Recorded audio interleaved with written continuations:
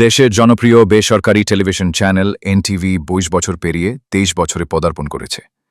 এই উপলক্ষে বৃহস্পতিবার ৩ জুলাই সকাল ১১টায় মাগুরা প্রেস ক্লাব মিলনায়তনে এক অনুষ্ঠান অনুষ্ঠিত হয়। প্রেস ক্লাবের সভাপতি অধ্যাপক সাইদুর রহমানের সভাপতিত্বে এবং এনটিভির স্টাফ করেসপন্ডেন্ট মোহ শফিকুল ইসলাম শফিকের পরিচালনায় অনুষ্ঠানে প্রধান অতিথি হিসেবে উপস্থিত ছিলেন মাগুরা জেলা বিএনপির আহ্বায়ক আলী আহমেদ।